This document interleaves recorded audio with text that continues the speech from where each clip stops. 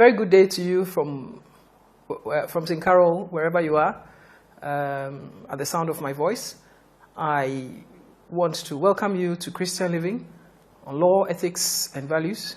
It's from St. Carol School of Nursing, a private nursing university in Accra, offering registered general nursing at the degree level for WASI graduates with A1 to C6 in general science, general arts, or home economics. Today we are looking at Christian Living, and we are looking at lesson number 9. We'll do a quick recap of lesson number 8 on responsibility, rights, and standards of practice for the health worker, especially for the Christian nurse. And we have our lesson objectives for today as ethics and ethical considerations. We would want to talk into the question of leadership. We want to talk about communication. We want to talk about time management and institutions and their impact on health. And then we'll talk about goal setting. We'll talk about goal setting.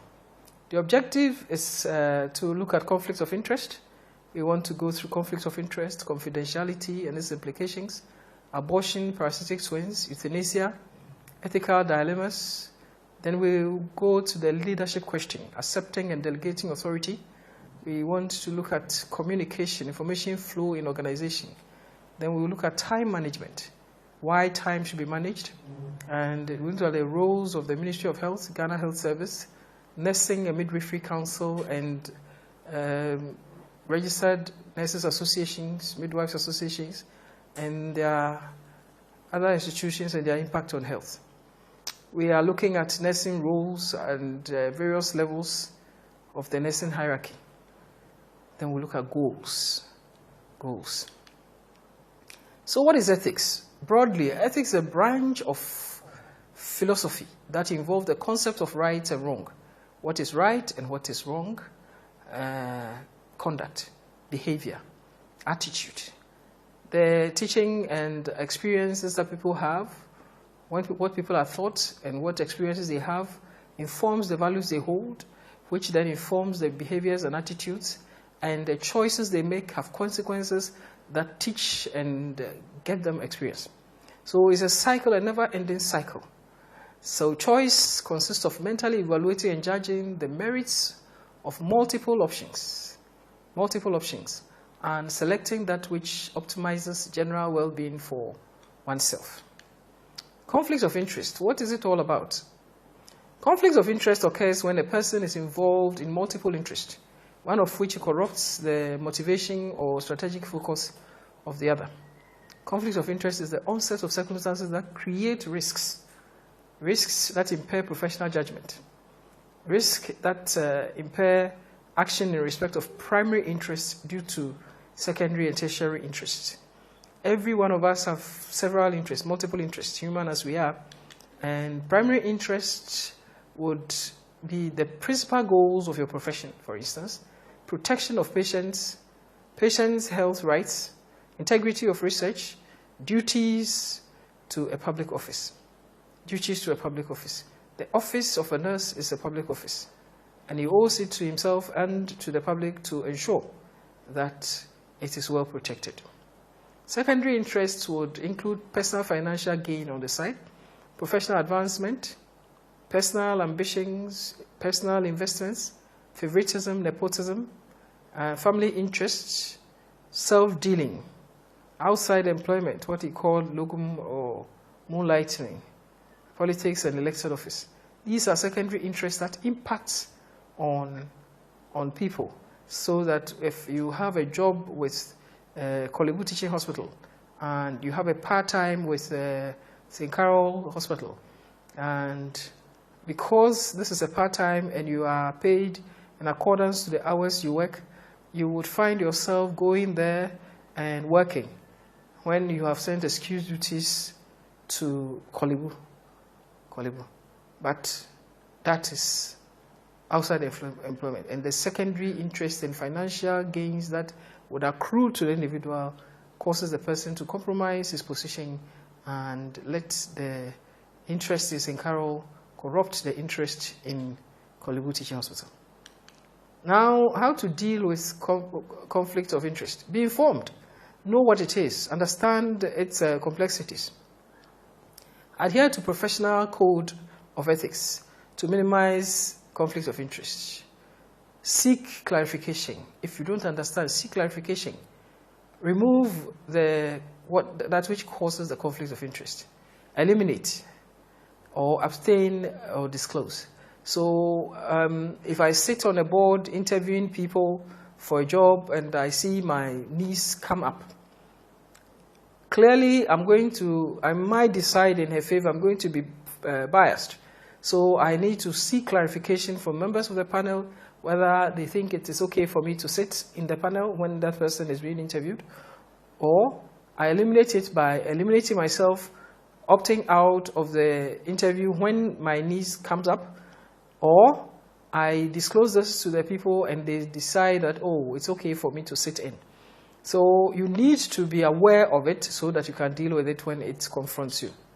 Conflicts of interest at St. Carol, for instance, will avoid circumstances of personal interest or personal conflicts, or may appear to conflict with the interests of St. Carol. For example, participating in decisions to solicit and participate in exam or practice, dodging clinical attachments, the internships, misuse of St. Carol's name for personal advantage. Many people dodge clinical attachments, and when they get to the licensing exam, they realized that some of the things that were taught in class did not cover everything. And by observing procedures at the hospital, they are able to call to mind and remember and understand better so they can communicate with the examiners to get success. Now, confidentiality. Healthcare professionals are required by law to keep patient information confidential. This allows the patient to frankly disclose their condition to aid the diagnosis, treatment, and recovery process. If a husband is beaten by his wife, for instance, it will be very difficult for him to confide unless he's put at ease and he has trust that you would keep in private the information that he has given you. You keep it confidential. The law prevents the healthcare professional from disclosure even under oath in court. But there are three main exceptions to this confidentiality rule. The first one is the patient's consent. The patient has consented that you disclose the information to the third party. When there are gunshot wounds, they must be reported to the police because there is possible criminal liability, homicide, suicidal attempt. Then there is suicidal tendencies and intention to cause harm to oneself or cause harm to others. From this, you have to disclose to afford support from healthcare givers and relatives. Then there's spousal abuse and child molestation. According to the DOFSU laws, this must be disclosed to the police.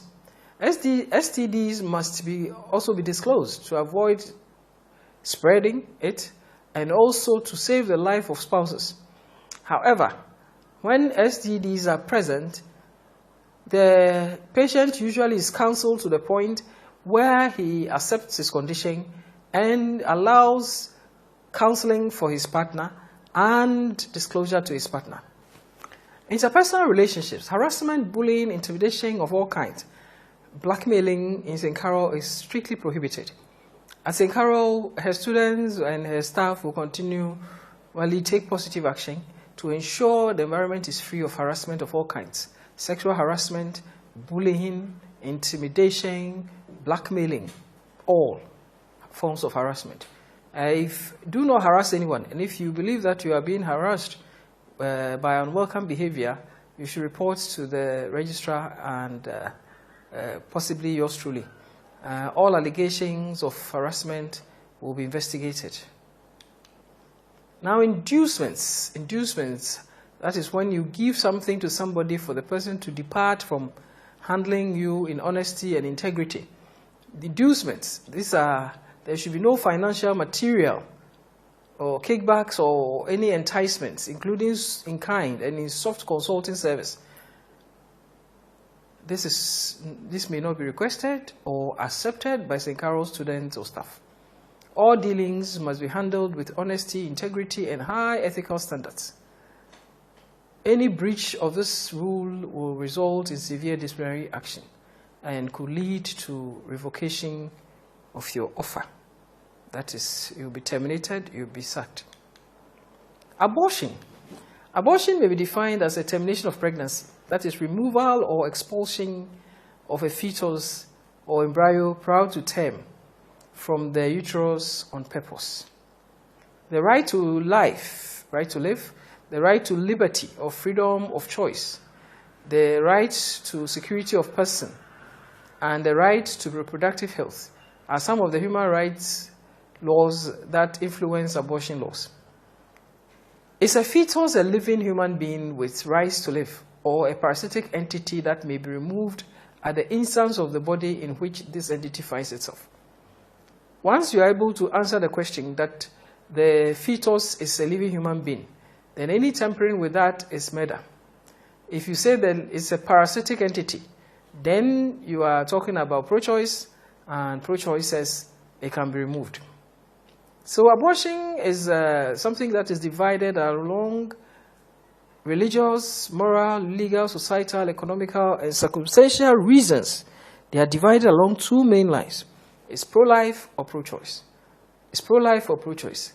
So religious, moral, legal, societal, economical, and circumstantial reasons are divided along two main lines, pro-life or pro-choice. Pro-choice indicates that the fundamental human right to permit what happens inside one's body should allow the choice of keeping a pregnancy to term or otherwise. That is pro-choice. Pro-life indicates that the fetus is a human being with the right to live, and any endeavor to end that life via abortion is criminal. Pro-life, pro-choice. The Catholic Church, God bless the Catholic Church, and the pro-life proponents opine that abortion is murder.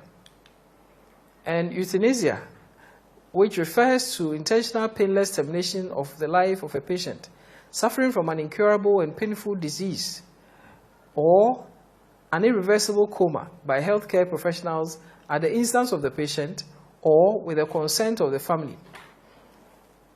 With the consent of the family or next of kin in order to stop pain or suffering.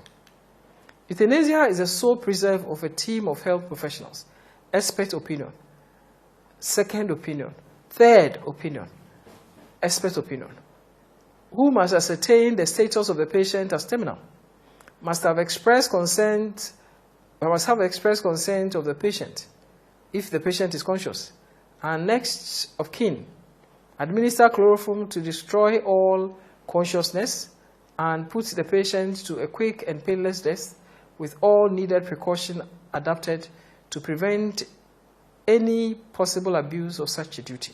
When it comes to inheritance, people are in a hurry to inherit. Therefore, they might hurry somebody to their grave. The Catholic Church, and again, God bless the Catholic Church, and pro-life proponents opine that euthanasia is murder. Because many people, some people have been in coma for over 20 years and come back to life for more conditions. There is no need to hurry anybody to their early grave. Pro-choice proponents indicate that the patient have the right to self-determination, the right to die in dignity, the right to die an honorable person, the right to end their lives when their bodies are so irreversibly injured or diseased. Now look at parasitic twins. This occurs when the twin embryo does not divide as expected. The parasitic twin is not fully developed and is wholly dependent on the dominant twin. If the removal of the parasitic twin, the dominant twin has a better chance of survival, then the law allows that the separation that would cause the death of the parasitic be carried out. Here, the medical team would not be held liable for murder. If the twins are conjoined, then the best chances of both twins need to be evaluated. Dilemmas. A dilemma is a tough or difficult choice and has to be made between two moral imperatives or two or more alternatives. Outcomes are all undesirable. The situation offering two possibilities where neither outcome is good. A choice between two moral imperatives. So a tough choice is a dilemma. If you have the choice of saving your spouse or your favorite parent in a drowning situation, which would you save? Which would you save? Let's go into the question of leadership. Leadership is a process of social influence. Leadership is a process in which one person enlists the aid and support of others to accomplish a task or a goal. It optimizes the efforts of others towards achieving organizational goals. Leadership involves defining the strategic direction of a team, effectively communicating this to all team members, motivating, inspiring, and empowering teams to achieve the success. It is strategically focused and applies behavioral techniques to build commitment and attain the best from followers. A leader has followers. A leader has followers. Leadership is a capacity to translate vision to reality. Where we are now, where we want to get to is our reality. It is that which empowers and influences others through inspiration, persuasion, and personal connection to create specific results. A leader steps up in times of crisis and is able to think and act creatively with sustained passion and innovation for success. This is Moses. Moses was a great man. He was a great prophet. He was a great man of God. And he set out certain principles that becomes the bedrock of leadership. Some way, somehow, all literature on leadership has quoted this, some way, somehow, and not the same words, but some way, somehow, quoted this. First, a leader must be humble. Humility conquers a lot. And a leader, for him to be a servant and serve his people, must be humble. A leader must listen. A leader must listen. And listen some more. And listen real good. A leader must listen to what is said. A leader must listen to what wanted to be said. And in between that, a leader must read in between the lines. He's self-aware. He knows where he has come from. Many of us in St. Carol and the university are unaware of who they are. If I come from the village of Awudia and I've come to Accra because of my grades, I find myself in the University of Ghana, Legon, I should be self-aware. I should know where I have come from so that my behavior will be different from them that have come from the airport residential area. Self-direction. The person who wants to be a leader must be self-directed. He must be accessible and empathetic. A leader must plan ahead. A leader must set goals. A leader must share vision, must coach, mentor, and teach his team. A leader must select his people. He must do evaluation on each of them who are God-fearing, skilled, and honesty. Along those lines must a leader evaluate his followers. A leader must delegate, motivate, empower, inspire, encourage personal and professional development. A leader is responsible. A leader is accountable. A leader is a mentor. He monitors, he is accountable, and he is responsible. And evaluates, reviews, modify, enhance excellence. Acknowledgement of God. A leader acknowledges God. A leader acknowledges God. Seek wisdom and counsel in prayer. Pray the 5 points. Pray the 7 S. Goodwill. Good faith. Social awareness. You know who matter in the society. You know who you should stop and greet. It's very, very, very important. Social awareness. Social awareness. These are the roles that the nurse must play. He's a marketer, he's a representative of the institution, the profession. He is an educator, and he's a technical person on the ground. There are certain leadership qualities that I would have you know. Technical incompetence. Technical competence. If you are not technically competent, you would find all those who follow you disappearing one after the other. The leader is strategically capable. He is capable, strategically capable. The leader is visionary. The leader is action-driven, is solution-driven. He's not looking for who did what. He knows that there's a problem, and he goes out of his way to sort it out. So the leader is action-driven, solution-focused. Stature. The height, the masculineness of anybody does not necessarily make them leaders. Does not necessarily make them leaders. So your stature, you pray God enables you with the training to excel. Then care, empathy, and approach. You must be objective, you must be empathetic, and you must be someone that people can approach. Be objective, fair, and firm. Yes. These are leadership styles. We have the cultures in the middle. When leaders are people-centered, interpersonal, and focus on the people, they have a people culture. If the leaders look at the technical and tax, they are tax-focused. They're usually called tax masters. And they tend to be tax-oriented, and it defines the culture there. And there are leaders who are pragmatics. They are down to earth, and all they are looking at is getting the mission accomplished. While there are conceptual leaders who are visionaries, they look into the future to see what the company should look like rather than what it is today. Whereas leadership styles, we have the autocratic, tax-focused persons. We have the democratic, people-focused leaders. And we have the moderates in between. But one must move along the continuum. He must move along the continuum to make sure that this end, it doesn't stay on one end, but moves up and down the line, depending on what is required. Leadership. So the difference between leadership and management. What is the difference? You manage things and you lead people. In recent times, we have loved things and we have used people. So a leader manages things and leads people. There are these codes on leadership that brings the question of leadership home. People don't care how much you know until they know how much you care. That's the President Theodore Roosevelt. Then the greatest management principle in the world is the things that get rewarded are the things that get done. So Michael LeBeouf said this. And we'll go on to time management. Time.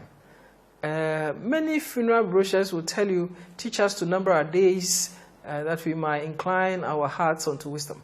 This is from Psalms 90, verse 12.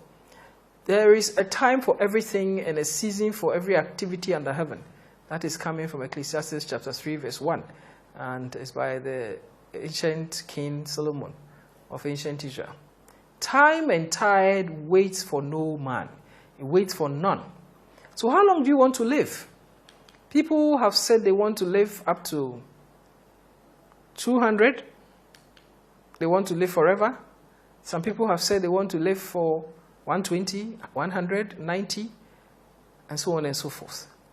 But if you live, you must count your days. You must count your days. If I want to live up to 90, and I am currently at 60, it means I have 30 more years to go. And in the 30 years, what do I have left?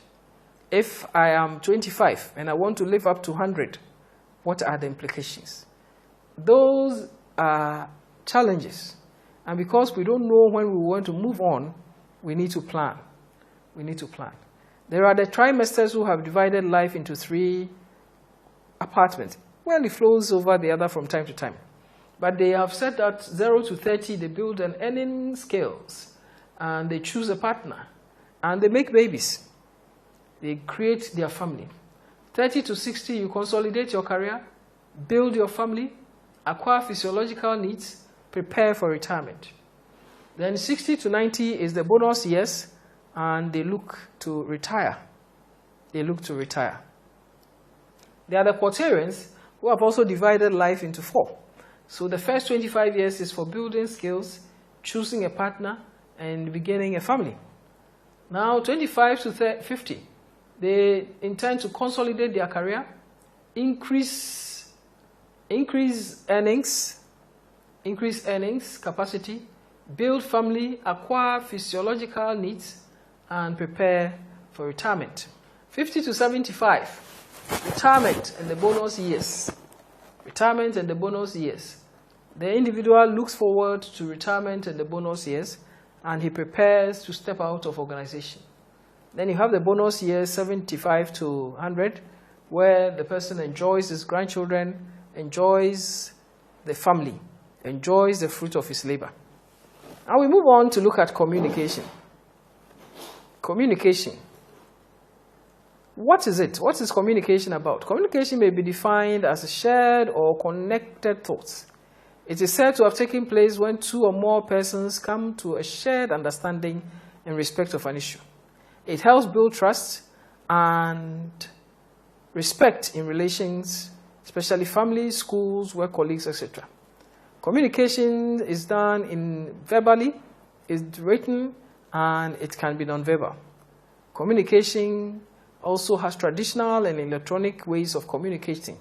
Traditional way, we have the spoken word. What I'm telling you now is a traditional way of communicating. We have letters through the snail mail. Then we have telegrams. We have courier service. We have memos. We sign or body language. All of it tells a story. So when I lift my hand like this, you know that I'm saying, well done. Well done. And so it is that there are electronic ways of communicating, like the telephone and the cell phone, like email, like text messaging, WhatsApping, Facebooking, Twittering, Viber, Instagram, Skype, social media. All of that provides ways of communication. For you to effectively communicate, you have to do your homework as to what you want to communicate. Be prepared. Enhance your listening skills. Listen to what is being said. Listen to what is said. Listen to what could not be said. And read in between the lines. Ponder over it. Be respectful and honest. Examine your motives. What is it for? Is it for a revenge? Is it for advancement? Is it for recognition?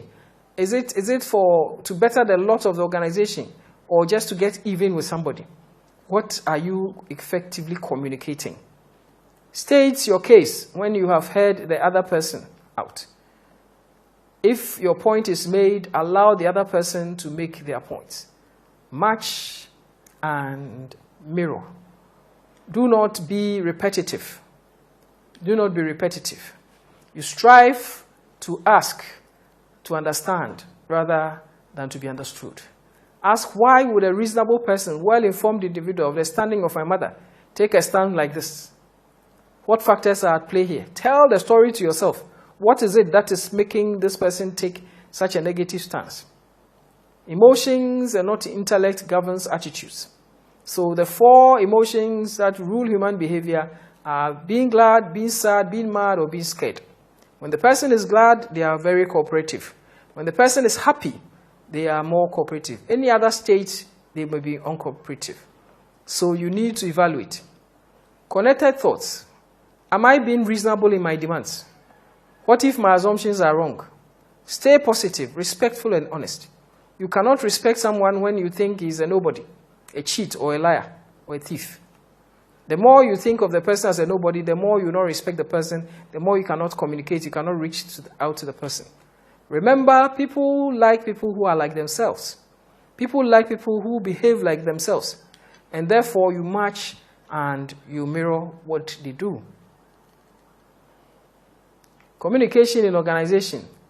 Communication policy must be clear, concise, and availed at orientation, so everybody knows what is in there. Confidentiality rules to all. Channels of internal and external communication. Damage control. When things go wrong, you must put in damage controls. Now, professional organizations, the Ministry of Health. The role of the Ministry of Health is to ensure healthy population for the national development. That is, improve, promote, and protect the nation's health. The Ghana Health Service. Its role is to implement approved national policies by the Ministry of Health, For health services, by quality assurance in monitoring, evaluating and coordinating the activities of all agencies and stakeholders in the healthcare business. Then the Nurse and Midwifery Council is primarily to monitor, enlist and regulate nurses and midwives by establishing standards of conduct and examination that protect the health and well-being of the general public. It sets out standards of organizing patient care. It sets out standards for nursing care. It sets out quality assurance. It sets out national objectives and scope, socio-economic impact, tenets, and monitoring. Then we have the Ghana Registered Nurses Association and the Ghana Registered Midwives Association. These associations are voluntary organizations that a nurse or a midwife can join. And theirs is to promote and enhance the ability of all nurses and midwives to strengthen core competence and strategic capabilities, while ensuring that their members are well taken care of, ensuring and focusing on their well-being. It's to advance and advocate and protect professionals from abuse from government and from other healthcare professionals. Now, the institutions that impact on health. We have the Education Ministry, we have the Communication Ministry, we have the Agric Ministries, we have Employment and Social Welfare, and we have Water and Sanitation, Local Government, and we have Roads and Transport, Red Cross, NADMO, NGOs and voluntary groups, and they all add to help the health care needs of the nation. Now, goal setting. Goal setting, you must take control of your life. Everyone must have goals. Decide exactly what you want. Be purpose-driven. What are your unique talents? What are your strengths? What are your weaknesses? What are the opportunities available? What challenges are obligatory? Any visible or anticipated threats, immediate or later? Competition. What is the competition looking like? Take control of your life. Our greatest goal of goals in life is to be happy. To be an honored guest at the banquet of good things in life. To be appreciated. To be held in high esteem. To be respected. To feel important. To feel needed. To be needed. That is our goal. So life goals or wealth creation happens by careful planning. People think that you become a nurse, you have a permanent job, you have a secure job, and you will not starve. But you must not look at just starvation. You must look at creating wealth, becoming wealthy, becoming rich. There is nothing wrong with becoming rich if you do it legitimately. And creating wealth or achieving life's goals does not happen by chance. It happens by careful planning. You must invest your time. You must invest your energies. You must invest your finances with a determined effort. The dream or the goal is like a seed.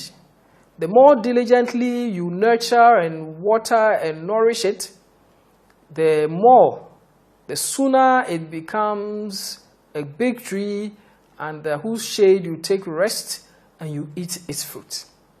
So the sooner you want to have that tree, the more diligently you would work at it, you will nourish it, and you will nurture. A goal is specific and is time-bound. A goal is specific and is time-bound. I want to be rich is a wishy-washy thing.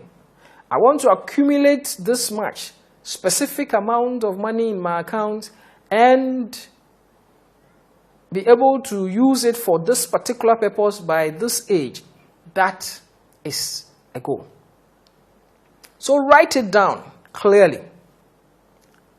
I am set to complete my BSc nursing degree in RGN by age 25. I intend to finish my master's MPhil in anatomy, in nursing, in physiology by age 30, having finished my rotation and been in the clinical nursing for 5 years. I intend to finish my doctorate in nursing or public health by age 35. You set specific goals and you make them time relevant. You set timelines. Of course, these are your goals. You don't owe anybody an explanation as to why you have not fulfilled it. The only explanation you owe is to yourself. It is to yourself. And so, determine required resources needed in terms of time, in terms of material, in terms of finance, in terms of sacrifices, in terms of self-discipline demanded by the set goals.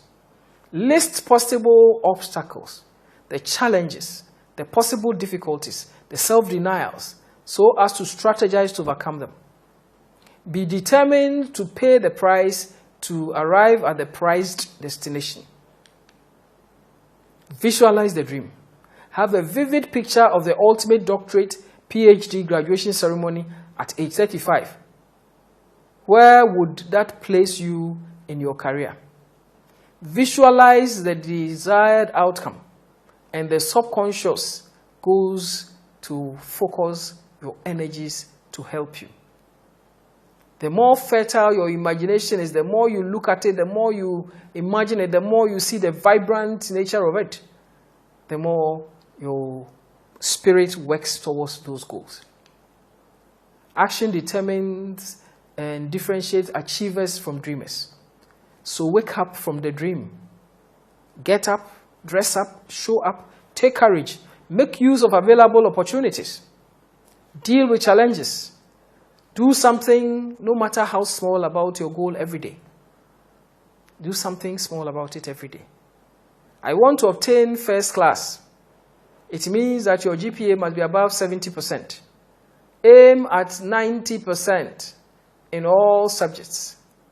Safety margin of 20%. In the unlikely event that you don't get 90, you get 80. You don't get 80, you get 75. If you aim at 70, you are likely to sit in the 60s. Target evaluations, semester by semester results. 8 semesters. If you have 8 subjects per semester, ensure that you are able to meet them. Spend 48 hours in school per week. Spend 2 hours personal study. Time in the library. Time in the demonstration lab. Time in the skills lab. Time with group studies. Time with personal studies, etc. Focus on your objective. So I will minimize my time of browsing the internet, TV watching, movie watching, chatting with colleagues on WhatsApp, on Facebook, on Skype, face-to-face, ear-to-ear, coming in late, going out early, taking extended lunch breaks and coffee breaks. I would minimize those things. I will optimize my study time, read my notes daily, finish whatever assignment same day, rewrite, review my goals weekly, eliminate time-wasting stuff, pay more attention to my health, pay more attention to my appearance, day-to-day activities, and ask myself constantly, why am I here? What are my unique gifts? And what can I use? How can I use it to serve humankind? The choice is yours. What you choose today determines your tomorrow. The consequences of our choices are inescapable. Choose carefully. Dare to care. My name is Dr. Caroline Olivia Akim. This has been a presentation from St. Carol's School of Nursing on Christian living, law, ethics, and values. Thanks for being with us. God bless us all, and I'll see you in the next lesson. Thank you so much.